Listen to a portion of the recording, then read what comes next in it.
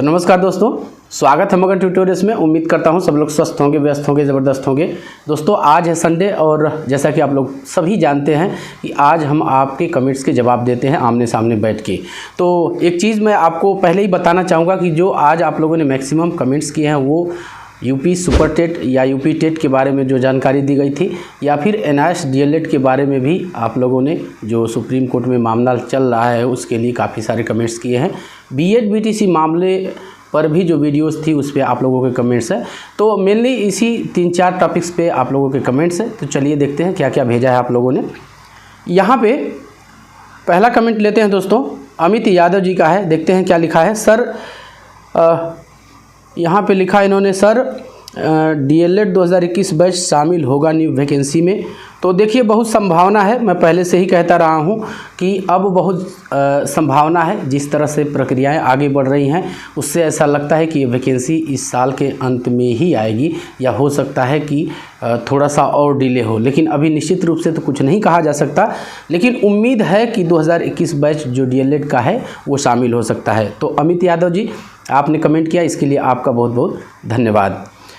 अगला कमेंट है दोस्तों दानिश तैमूर जी का। देखते हैं क्या लिखा है। यूपी टेट 2021 विवाद क्वेश्चंस का क्या हुआ? अच्छा, विवादित क्वेश्चंस का क्या हुआ? बिल्कुल, इसका तो सुप्रीम कोर्ट का भी जो है निर्णय आया था, और लखनऊ की जो सिंगल बेंच है उसने भी सरकार को लताड़ लगाई है कि जो ये विवाद है इससे संबंधित जो याची हैं उनकी नियुक्ति का जो काम है वो जल्दी से निपटाया जाए। लेकिन सरकार के आगे भी अपनी मजबूरियां हैं, क्योंकि अभी आप जानते हैं कि 69,000 जो सूची है उसके रिव्यू का काम उसको करना है, और इस बीच तमाम मुकदमेबाजी भी हो गई है दोबारा।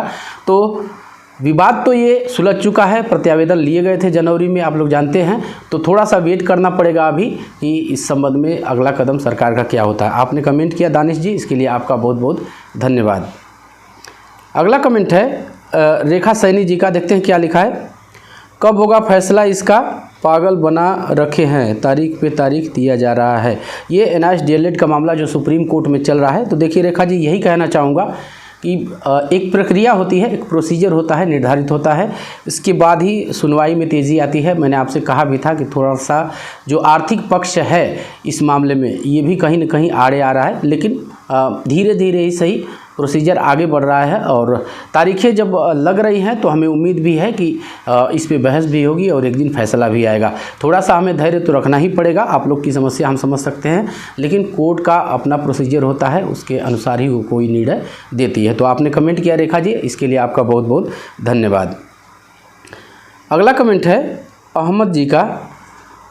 टेट का 1/4 ऐड होगा क्या सर, और एकेडमी हटेगी? देखिए तमाम अटकलें लगाई जा रही हैं, तमाम चीज़ें सब लोग कह रहे हैं, सुनने में सारी चीज़ें आ रही हैं, लेकिन जब तक कोई ऑथेंटिक न्यूज़ नहीं आ जाती तब तक हम इस संबंध में कुछ कहने की स्थिति में नहीं है। जैसे ही कोई ऑथेंटिक न्यूज़ इस संबंध में मिलती है, कोई नोटिफिकेशन आती है, तो आपको खुद ही पता चल जाएगा कि इसमें वास्तव में होने क्या वाला है। लेकिन फ़िलहाल मैं इसके लिए आपको एक चीज़ कह सकता हूं कि आप जो अपनी स्टडी है उसको उस पर फोकस आप कीजिए। जो भी पैटर्न निर्धारित किया जाएगा, जो भी सिलेक्शन का आधार निर्धारित किया जाएगा, तो आपकी तैयारी है, आपने मार्क्स गेन किए हैं, तो निश्चित रूप से आपको उससे फ़ायदा ही होगा। तो आपने अहमद जी कमेंट किया, इसके लिए आपका बहुत बहुत धन्यवाद। आगे बढ़ते हैं दोस्तों, और अगला कमेंट है चीनी, ऐसा ही कुछ नाम इनका है। पता नहीं कब तक हम ओवर एज हो रहे हैं। अच्छा, एनआईएस डीएलएड के बारे में वीडियो थी। देखिए मैंने अभी पहले कहा है कि प्रोसीडिंग्स में टाइम लगता है, सुप्रीम कोर्ट है, लाखों मामले होते हैं, और उसमें से एक मामला यदि महीने भर में एक डेट लग रही है तो ये कम नहीं है। हालांकि आर्थिक फैक्टर भी इसमें है, और इस संबंध में जल्दी ही आपको कुछ न कुछ जानकारी इसी चैनल से मिलेगी। तो धैर्य रखें आप लोग, निर्णय आएगा। इस मामले का थोड़ा सा समय लग रहा है। आपने कमेंट किया, इसके लिए आपका बहुत बहुत धन्यवाद। अगला कमेंट हर हर महादेव जी, बहुत पुराने व्यूवर हैं हमारे चैनल के, और बराबर अपने विचारों से हमें अवगत कराते रहते हैं। देखते हैं क्या लिखा है। इन्होंने लिखा है, सर बीएड बीटीसी केस का क्या हुआ? बिल्कुल 12 जनवरी को ही माननीय सुप्रीम कोर्ट ने इसे संबंधित आर्डर रिजर्व करके रखा हुआ है और हम उम्मीद कर रहे थे कि शायद अप्रैल तक ये आ जाए, लेकिन अप्रैल में भी नहीं आया। अब मई भी शुरू हो चुका है, 12-13 दिन इसमें भी निकल चुके हैं और आप जानते हैं कि अब गर्मियाँ जो है वो गर्मियों की छुट्टियाँ होने वाली है। तो अब तो उम्मीद यही है कि अब जुलाई में ही जाके कोई निर्णय इससे संबंधित आ सकता है। निर्णय आएगा ज़रूर, जब एक बार रिजर्व है, सुनवाई पूरी है तो निर्णय आएगा। आवश्यकता इस बात की है कि हम धैर्य रखें और अपनी जो स्टडी है उसको किसी न किसी रूप में कंटिन्यू रखें, क्योंकि यही आगे चल के हमें सिलेक्शन दिलवाएगा। तो हर हर महादेव जी, इसी तरह से अपने विचारों से हमें अवगत कराते रहिए और आपने कमेंट किया इसके लिए आपका बहुत बहुत धन्यवाद। अगला कमेंट अभिषेक वर्मा जी का है, देखते हैं क्या लिखा है इन्होंने। सर यूपी टीचर वैकेंसी अब तो हद हो गई, ऊपर से सुप्रीम कोर्ट का ऑर्डर। बिल्कुल आप कह सकते हैं कि खींचतान में, मैंने एक बार बहुत पहले आपसे कहा था कि सारी समस्या का जड़ जो है वो खुद अभ्यर्थी ही हैं। कोर्ट चले गए और ये मामला अटक गया, सरकार को भी एक बहाना मिल गया कि चूँकि मामला कोर्ट में है इसलिए हम कुछ नहीं कर पा रहे हैं, हम वैकेंसी नहीं ला रहे हैं। लेकिन अब धीरे धीरे ही सही ड्राफ्ट तैयार हो चुका है। इस संबंध में वीडियो थी, अब माननीय मुख्यमंत्री जी के पास इसे भेजा जाएगा मंजूरी के लिए, या इस तरह से कोई उनको लगता है कि सुधार की आवश्यकता है तो वो अपने उस पर सुझाव देंगे और उस हिसाब से एक फाइनल ड्राफ्ट तैयार होगा। और आप मान के चलिए कि जो ये उत्तर प्रदेश शिक्षा सेवा आयोग है, ये जून में 15 जून के अंदर ही पूरी तरह से अस्तित्व में आ जाएगा, ऐसी संभावना है। तो जुड़े रहिए आप लोग और इसी तरह से अपने विचारों से हमें अवगत कराते रहिए। वर्मा जी आपने कमेंट किया, इसके लिए आपका बहुत बहुत धन्यवाद। अगला कमेंट है अरुण कुमार जी का, देखते हैं क्या लिखा है। सर एनआईएस का केस कब तक फाइनल होगा सुप्रीम कोर्ट में? बिल्कुल अभी हम इस संबंध में कुछ तो नहीं कह सकते, लेकिन प्रक्रियाएं चल रही हैं, डेट लग रही हैं, सुनवाई नहीं हो पा रही है, एफिडेविट काउंटर एफिडेविट मांगे जा रहे हैं और तमाम, मैंने अभी आपको इसी वीडियो में बताया था कि आयोग को भी मंजूरी मिली है, कुछ ऐसे मामले संबंधित थे। तो चल रही है केस और उम्मीद, हमको यही उम्मीद है कि इस साल के अंत में इसका निर्णय आ जाएगा, इसका भी, तो आप लोग परेशान ना होइए। आगे बढ़ते हैं दोस्तों, और यहाँ कमेंट है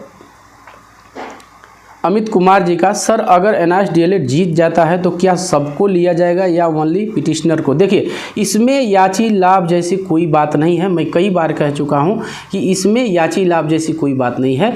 बात पात्रता की है, बात एलिजिबिलिटी की है और सुप्रीम कोर्ट यदि एनआईएस को एलिजिबल मानता है, एनआईएस डीएलएड को एलिजिबल मानता है, तो ये फैसला संपूर्ण देश पर जिन्होंने भी एनआईएस से डीएलएड किया हुआ है सब पे ये लागू होगा, यानी सब एलिजिबल होंगे। तो इस तरह से पिटिशनर्स की बात यहाँ पे नहीं है, जिन्होंने भी एनआईएस से डीएलएड किया हुआ है वो जो है वो इसमें एलिजिबल होंगे। और एक चीज़ सही है कि उत्तराखंड हाई कोर्ट ने ऑलरेडी इसके संबंध में अपना जो है अपना फैसला दे चुकी है। और दूसरी चीज़ ये है, पटना हाई कोर्ट ने पहले ही, इससे पहले भी दे चुकी है इस संबंध में अपना निर्णय, और जिन्होंने भी एनआईएस से डीएलएड किया था वो विधिवत अब सेवाएं दे रहे हैं बिहार के अंदर। तो आप लोग घबराइए नहीं, समय का केवल समय एक फैक्टर है जो थोड़ा सा परेशान कर रहा है, वरना निर्णय किसके पक्ष में आने जा रहा है वो आप लोग अच्छी तरह से जानते हैं। तो अमित कुमार जी आपने कमेंट किया, इसके लिए आपका बहुत बहुत धन्यवाद। रामचंद्र जी हैं, देखते हैं क्या लिखा है। गुड न्यूज़ सर, तो बहुत बहुत धन्यवाद आपका, आपको पसंद आई वीडियो। और हम बिल्कुल कोशिश करते हैं कि जो साफ़ सुथरी ऑथेंटिक जानकारी हो वो आप तक पहुंचे और आपको थोड़ी सी मदद मिल सके। तो हमें लगता है कि आपको अच्छा लगा, इसके लिए आपका बहुत बहुत धन्यवाद। अगला है सम्राट विवेकानंद जी का, देखते हैं क्या लिखा है इन्होंने। गुड जॉब सर जी, तो थैंक्स आपका। इसी तरह से आप लोग कृपया जुड़े रहिए और विश्वास कीजिए, इस चैनल पे हमेशा ऑथेंटिक सही साफ़ सुथरी जानकारी दी जाती है। आगे बढ़ते हैं दोस्तों, ये कमेंट है अभिषेक वर्मा जी का। सर जी प्रणाम, आपको बहुत टेंशन, बीएड बीटीसी की डिसीजन कब आएगा पता नहीं, अब बीएड के बच्चों के साथ गलत हो रहा है। बिल्कुल, जो बीएड के बच्चे हैं और काफ़ी पहले से हैं, सीनियर हैं, तो एज की एक एज वाला फैक्टर उनके साथ है कि कहीं ओवर एज हो गए तो फिर क्या होगा। तो निर्णय आएगा, अब अप्रैल में पूरी संभावना थी, मई चल रहा है, नहीं आया, तो अब तो यही उम्मीद है कि अब जुलाई में शायद छुट्टियों के बाद निर्णय आए।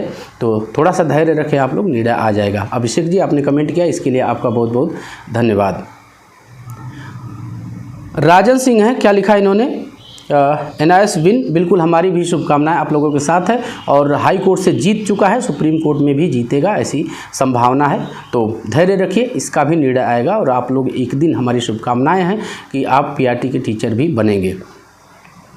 अगला है सम्राट विवेकानंद जी का ही कमेंट ये है, देखे हैं, SC से जीते हैं और SC में भी जीतेंगे NIS DLED वाले। बिल्कुल इसमें कोई शंका नहीं है और पूरी तरह से वैलिड माना है। अधिकांश सरकारों ने जो है सरकारों ने भी वैलिड माना है और कोर्ट ने वैलिड इसको माना है। तो थोड़ी सी प्रक्रिया की, प्रोसीडिंग्स की दिक्कत है, वरना ये वैलिड रहेगा, हमें ऐसी पूरी उम्मीद है। आप सभी का आपने कमेंट किया, इसके लिए आपका बहुत बहुत धन्यवाद। आगे बढ़ते हैं दोस्तों, और यहाँ पे पवन कुमार कंचुरा या क्या लिखा है, इसी तरह से इनका नाम है।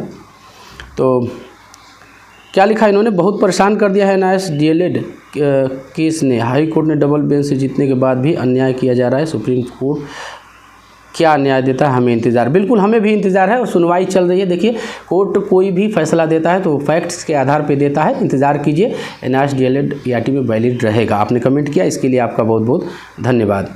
आगे बढ़ते हैं दोस्तों, और यहाँ कमेंट है विपुल पार्वत जी का, देखते हैं क्या लिखा इन्होंने।